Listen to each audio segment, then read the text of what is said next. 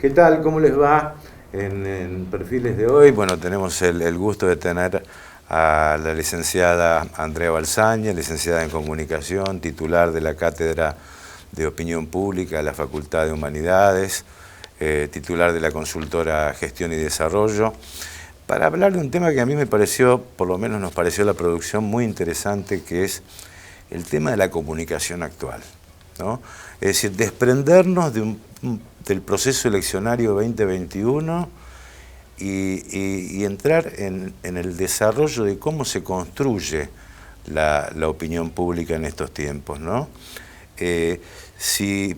Bueno, colateralmente, si el voto es o fue siempre racional o emocional, por ejemplo, o en las distintas etapas históricas, porque evidentemente la revolución digital se adelantó.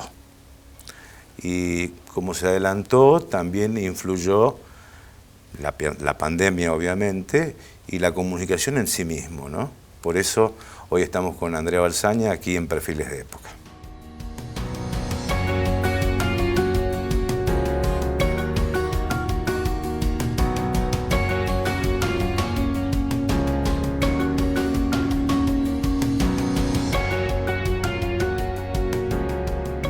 ¿Qué tal, Andrea? ¿Cómo te va? Bien, muy bien. ¿Qué tal, Guillermo? Bien, un gusto que estés acá. Igualmente, sí. Bueno, vamos a descontextualizar todo el proceso eleccionario 2021, ¿no? Me gustaría hablar de si hay modos de construir la opinión pública hoy por hoy, ¿no? Pero antes que nada, en lo personal, ¿volviste a tu pasión de comunicadora? Sí, claro. ¿Sí? Sí. Eso uno lo lleva en el alma y la verdad que está bueno actualizarse y reencontrar con lecturas, investigaciones muy interesantes que hay sobre todo lo que, bueno, vos hacías mención en la presentación. Y sí, obviamente la comunicación y la comunicación pública son las cosas que me apasionan, además de lo que tiene que ver con la gestión de riesgo y la resiliencia, que serían mis dos amores. Tus dos amores, ¿no? ¿Hay algún modo hoy en día de construcción de la opinión pública o no? ¿O estoy planteando una entelequia? Bueno, hay autores que plantean que la opinión pública no existe, ¿no? Pero ¿no? Yo creo que es un fenómeno que siempre está presente y que es interesante analizar, como decías vos, qué pasa con qué impacto ha tenido con la revolución digital que se ha acelerado con la pandemia, acelerado en el sentido que se ha masificado más los usos de las redes sociales, de la mensajería y demás, pero que ya venían formando parte de nuestras comunicaciones. Y cuando uno habla de opinión pública, está poniendo el foco en esa opinión o en esas opiniones que se construyen de manera masiva, colectiva, sobre los temas que son de interés común, ¿no? Claro. Y en mi época de ciencias políticas se hablaba de opinión pública y opinión publicada. Claro, y sí. decía que no es lo mismo. No, claro. Pero además porque haces muy bien la referencia a ciencia política. Sí. La opinión pública tiene, juega un rol importante en la democracia, ¿no? Entonces hay que mirarlo desde ahí también. No solamente, bueno, cuáles son, como vos me preguntabas, los procesos de formación de esa opinión, cómo se estudia esa opinión pública. Obviamente las encuestas son una de las metodologías más conocidas para estudiar la opinión pública sobre distintos temas, no solo sobre cuestiones electorales. Pero bueno, los nuevos medios y los cambios que está habiendo en los sistemas democráticos, sobre todo caracterizados por un descrédito cada vez mayor de la ciudadanía hacia la política, ¿no? Están produciendo transformaciones que en muchas partes del mundo plantean un nivel de alerta o de preocupación respecto de qué puede pasar con nuestros sistemas democráticos cuando esa opinión pública está tan fragmentada o no encuentra canales para expresarse de manera significativa, ¿no? Un Venezuela con presos políticos, una Nicaragua. Sí, esos casos, te diría, no solo esos casos que son extremos, donde directamente podemos hablar de que no hay ejercicio democrático, Pero también pasa con fenómenos, por ejemplo, lo que pasó en Chile con la movilización estudiantil, que después viró hacia otro tipo de movimientos, o ¿te acordás los indignados en España? También. O bueno, hay muchas movilizaciones sociales que de alguna manera están habilitadas por el uso de las tecnologías, ¿no? Porque las tecnologías te permiten contactarte de manera mucho más rápida, incluso construir identidades nuevas a partir de la afinidad que sentimos por formar parte de ciertos grupos, y en las redes lo vivimos. O sea, de hecho, no solo nos vinculamos y estábamos cerca de nuestra familia, aunque estábamos encerrados, sino con gente con los que teníamos afinidad en otras cosas. Entonces eso permite además mayores niveles de control de lo que el Estado hace, pero también habilita organización de estos movimientos, pero que suelen ser casi como movilizaciones insurgentes, insurgentes, así como los indignados que después no logran canalizar en las estructuras institucionalizadas de la democracia, ¿no? Quedan ahí. Surgen como una manifestación espontánea y se acabó. Y se acabó. Sí. Y no es que se acabó, o sea, la manifestación sigue estando presente, la opinión que genera sigue estando, lo que pasa es que no está encontrando cómo canalizar, y en esta elección, más allá de que no íbamos a hablar, sí, cómo canalizar esa bronca o esa desilusión. O sea, realmente es interesante estudiarlo, es complejo, sí, y tiene un nivel de interés, no solo por saber cómo se forma esa opinión y quizás desde la política cómo incidir legítimamente para tener adherentes, sí, sino también qué pasa con estas situaciones de polarización tan extrema y los sistemas democráticos, ¿no? Sí, pero hubo digamos, movimientos, como vos decís, insurgentes en su momento que dieron como resultado, digamos, insertarse, digamos, en la discusión política, como por ejemplo el movimiento de mujeres. Sí, sin duda el más estudiado, sí, o los movimientos ecologistas. Claro, o los movimientos que lograron instalar en la agenda pública temas que no estaban en los partidos tradicionales, ¿no? Ajá.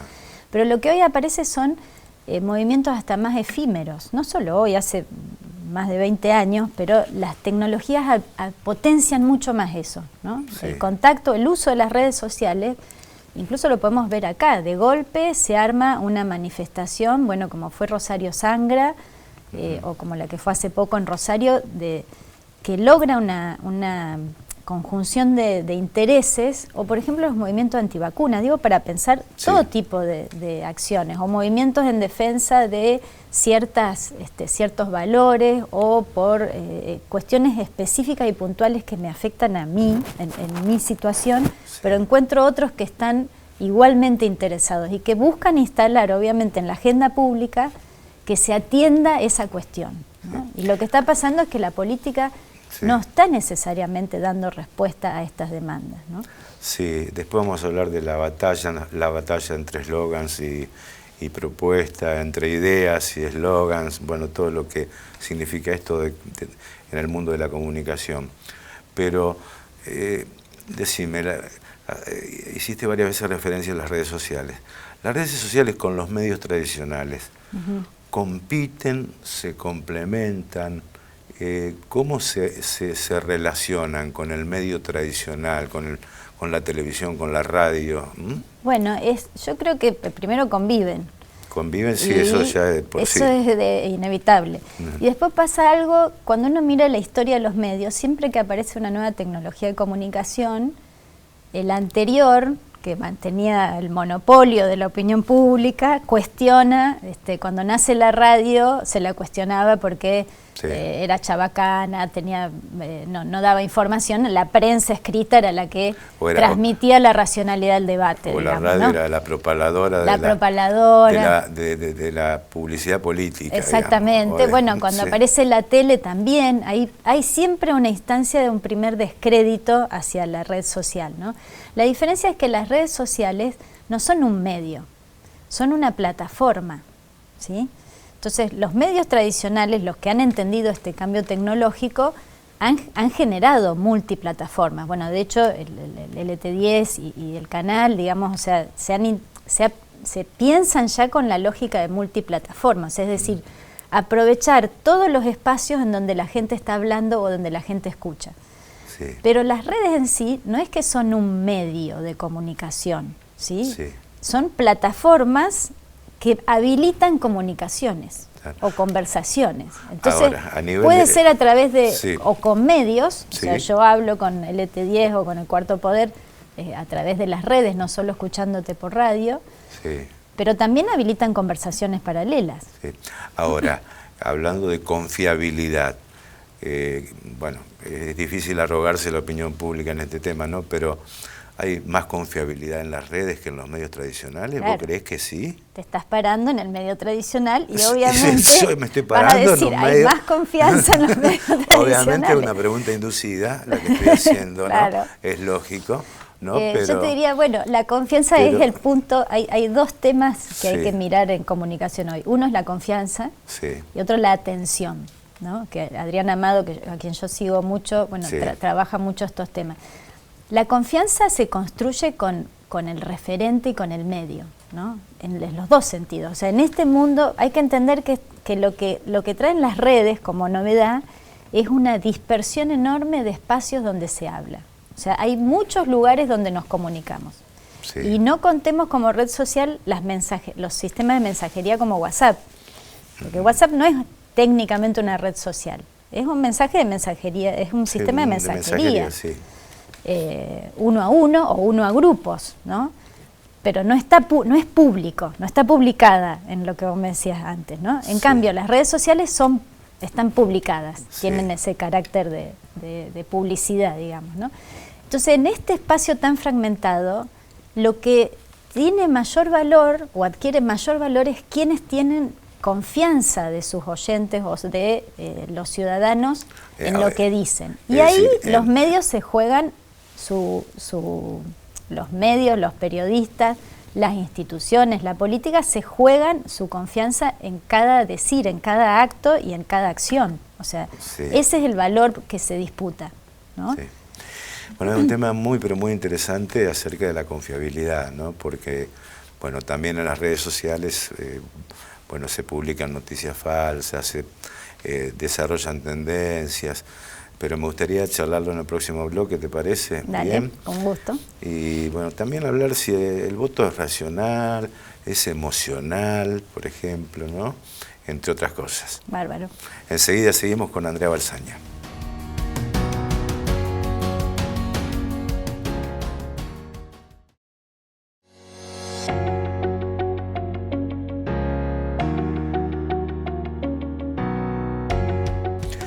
Seguimos con la licenciada Andrea Balsaña, bueno, sobre este interesante tema de la comunicación política, la comunicación social.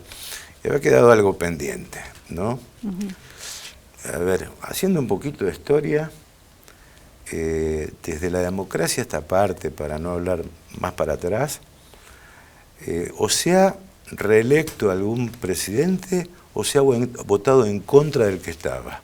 Uh-huh. O sea, el voto, ¿no?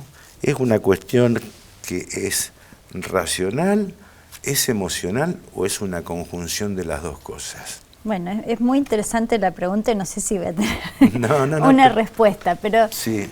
Nosotros tenemos siempre, o sea, los sistemas democráticos nacen con ese ideal de la racionalidad como la lógica que guía la construcción del debate público, ¿no? Y la construcción de la opinión pública. Esta idea de poner las distintas opiniones sobre las mesas y en un intercambio, a partir del intercambio, generar las normas que regulan la vida común, ¿no? Sí.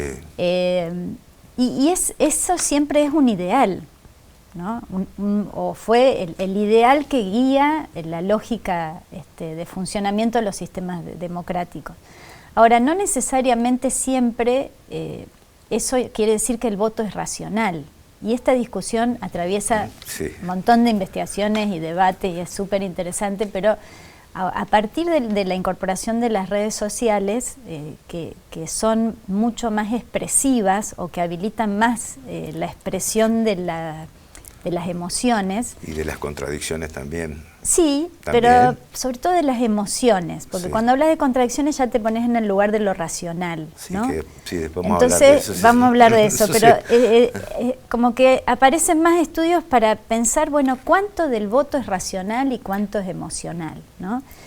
Y hay autores que plantean que en realidad siempre hay un poco de emocionalidad en la racionalidad. No es que uno puede decir el voto es racional. O sea, yo soy de este partido o pienso de esta manera solo por una cuestión de raciocinio, de pensamiento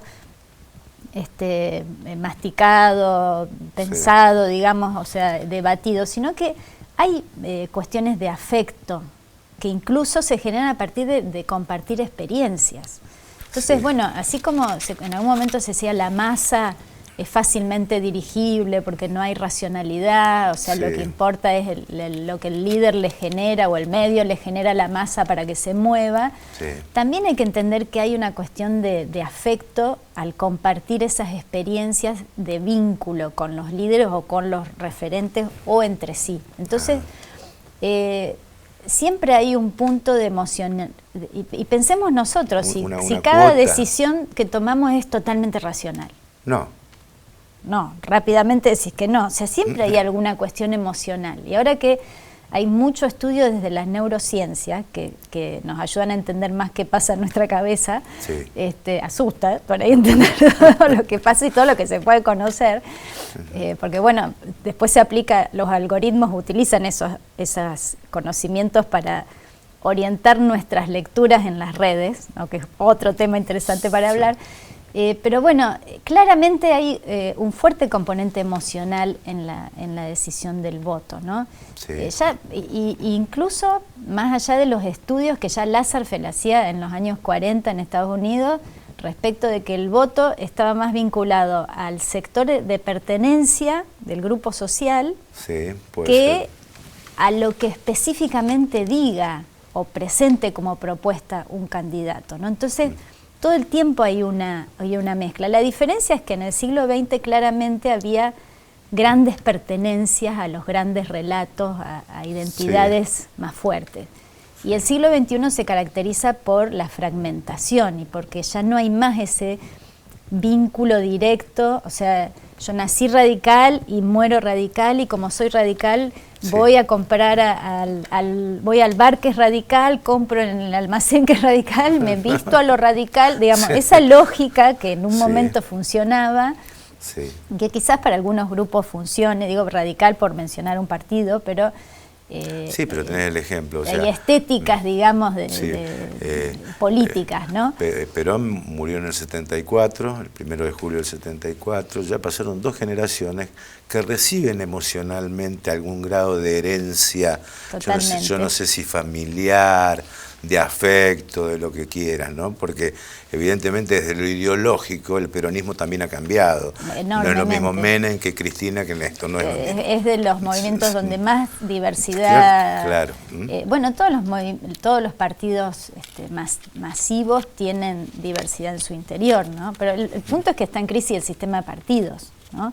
También. Y en realidad está en crisis esa idea de que uno tiene una sola identidad de referencia o una pertenencia a un solo grupo. En realidad tenemos una diversidad de vínculos que nos hacen pertenecer a distintas cosas, ¿no? Entonces esa fragmentación es lo que ahora hace más difícil entender por dónde va el votante, o lo que dicen algunos, esta la habilidad de tanto cambio que hay en los votantes de una elección a otra. O sea, en 2 años hay cambio y la gente vota a veces decidiendo 2 días antes con suerte, digamos, sí, ¿no?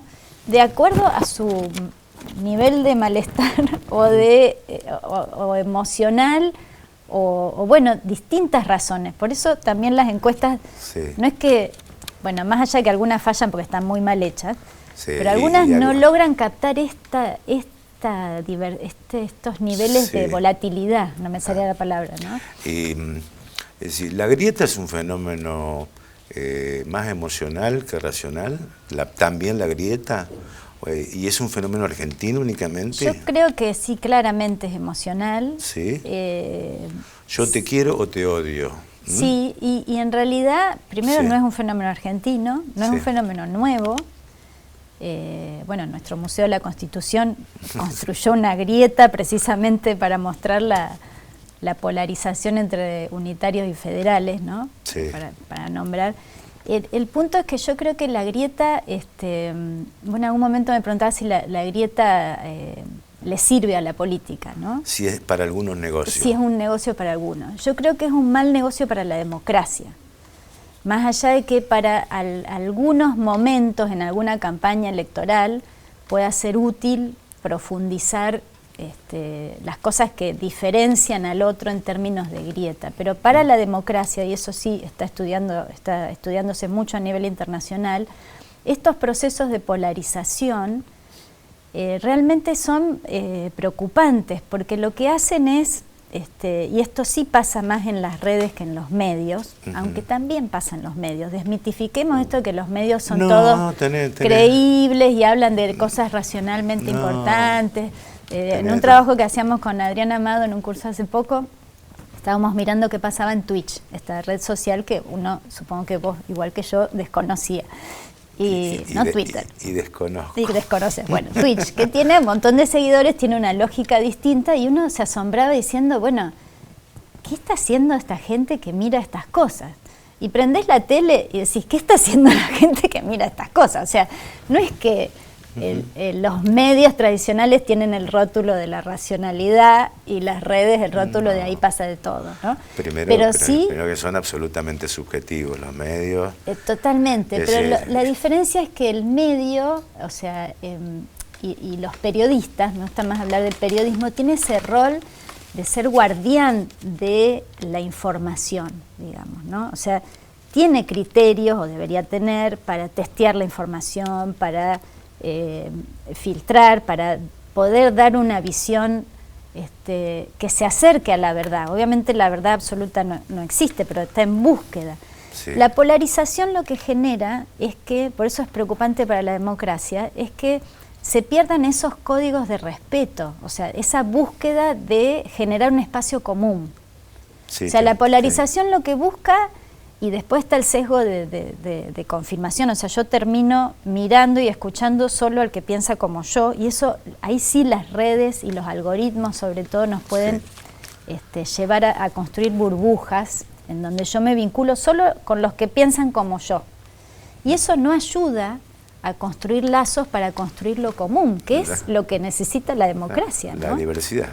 Y es lo que volvamos a nuestro país, que necesita nuestro país. No nos hace bien la polarización que llega al punto de que no podamos sentarnos a discutir ante semejante crisis que estamos viviendo. O sea, necesitamos tener puntos de contacto y de debate racional, si se quiere, aunque haya mucha emocionalidad. Pero por eso la grieta no será buen negocio para algunas cosas, pero es muy mal negocio para la democracia. Realmente no ayuda a que pensemos en el otro. Es más, y en eso las redes habilitan mucho más agresión, muchos más niveles de agresión que en otros medios, o que en conversaciones que tendríamos cara a cara, digamos, ¿no? Y eso sí es preocupante, porque no ayuda a construir. Andrea, ha sido un placer, como siempre. Bárbaro. Espero, para mí son temas, como verás, y con vos que compartimos este interés, que es interesante discutir, porque aparte hace a lo que hacemos todos los días, ¿no? Después nos preocupamos, decimos,